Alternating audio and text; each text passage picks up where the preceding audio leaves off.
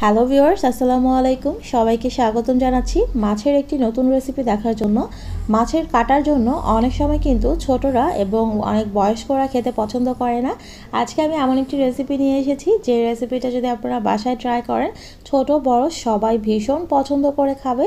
আর এরকম একটি রেসিপি হলে কিন্তু আর কিছুই লাগবে না, আপনারা চাইলে এটা ভাত, পোলাও, খিচুড়ির সাথেও পরিবেশন করতে পারবেন। তাহলে চলুন দেখে নিচ্ছি কিভাবে এই রেসিপিটি তৈরি করতে হয়।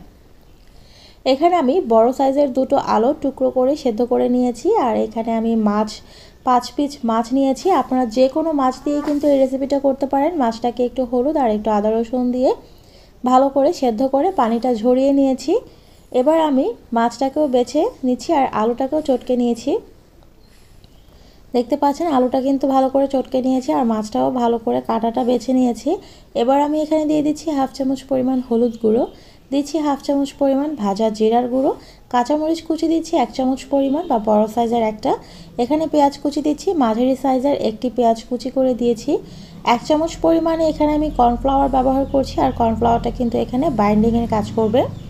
পরিমাণ মতো লবণ দিয়েছি, দিয়ে দিচ্ছি কিছু ধনেপাতা কুচি। এবার খুব ভালো করে সবগুলো উপকরণ একসাথে মেখে নিচ্ছি। ভালো করে মেখে নিয়েছি। এখন হাতের মধ্যে একটু তেল লাগিয়ে অল্প অল্প করে নিয়ে এরকমভাবে হাত দিয়ে চেপে আমি গোল শেপ দিয়ে নিচ্ছি। তবে আপনারা চাইলে গোল লম্বা যে কোনো শেপ দিয়েই কিন্তু এটা নিতে পারেন। একটা তৈরি হয়ে গেছে আর বাকি সবগুলো আমি ঠিক এভাবেই বানিয়ে নিচ্ছি। এখানে চলে এসেছি ভাজার জন্য। ফ্রাই প্যানে যথেষ্ট পরিমাণ তেল দিয়ে ভালোভাবে আমি ভেজে নেব। তেলটা নিশ্চয়ই বুঝতে পারছেন কীরকম দিয়েছি, যেন এটা গা গা লেগে থাকে, অর্ধেক পরিমাণ হয় সেই পরিমাণ তেল দিয়েছি। এক পাশ ভাজা হয়ে যাওয়ার পর উল্টে দিচ্ছি এবং চুলার আঁচটা মিডিয়াম রেখে বাকিটাও আমি এভাবে ভেজে নিচ্ছি। যেহেতু আলু এবং মাছ সব কিছুই সেদ্ধ করা, তাই খুব বেশিক্ষণ কিন্তু ভাজার প্রয়োজন নেই। মিডিয়াম আছে 4-5 মিনিট ভেজে নিলেই হয়ে যাবে। এবার আমি তেল থেকে এগুলো তুলে নিচ্ছি আর বাকিগুলো এভাবে ভেজে নিচ্ছি। এখানে একটা কড়াই বসিয়ে 1/4 কাপ পরিমাণ রান্নার তেল দিয়েছি, হাফ কাপ পরিমাণ পেঁয়াজ কুচি দিয়েছি। পেঁয়াজটা যখন হালকা নরম হয়ে এসেছে এই পর্যায়ে আমি হাফ কাপ পরিমাণ পানি দিয়েছি। যেহেতু এখন আমি গুঁড়া মশলা দেবো, পানি না দিলে কিন্তু মশলাটা পুড়ে যাবে।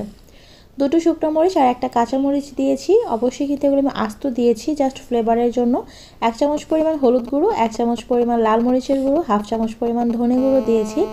ভালোভাবে মশলাটা কিন্তু কষিয়ে নিয়েছি। দেখতে পাচ্ছেন মশলাটা কষানো হয়ে যাওয়ার পর এখানে আমি আরও হাফ কাপ পরিমাণ পানি দিয়েছি। পানিটা যখন এরকমভাবে ফুটতে শুরু করেছে এবার দিয়ে দিচ্ছি 1 টেবিল চামচ পরিমাণ টমেটো সস। টমেটো সসটা দেওয়ার চেষ্টা করবেন, তাহলে কিন্তু খেতে খুব ভালো লাগবে আর ফ্লেভারটাও খুব সুন্দর আসবে। টমেটো সসটা খুব ভালো করে মিশিয়ে নিয়ে এবার আমি যে কোফতাগুলো ভেজে রেখেছিলাম সেগুলো দিয়ে দিলাম। আর কোফতাগুলো দিয়ে কিন্তু খুব বেশিক্ষণ চুলায় রাখা যাবে না, তাহলে কিন্তু এটা একদম নরম হয়ে ভেঙে যাবে। এবার আমি কিছু ধনেপাতা কুচি দিয়ে দিচ্ছি। ওই ধনেপাতা কুচি দিলে কিন্তু খেতে বেশ ভালো লাগবে আর ফ্লেভারটাও ভালো আসবে। ঢাকনা দিয়ে ঢেকে দিচ্ছি 2 মিনিটের জন্য। 2 মিনিট পর দেখতে পাচ্ছেন এটা কিন্তু আমার তরকারির ফাইনাল লুক। আশা করছি আমার তরকারিটা আপনাদের আজকের ভালো লেগেছে। অবশ্যই আপনারা এই রেসিপিটা বাসায় ট্রাই করবেন আর ট্রাই করলে কেমন হয়েছে আমাকে কমেন্ট বক্সে জানাতে পারেন। আজকে এই পর্যন্তই। সবাই ভালো থাকবেন, সুস্থ থাকবেন। আল্লাহ হাফেজ।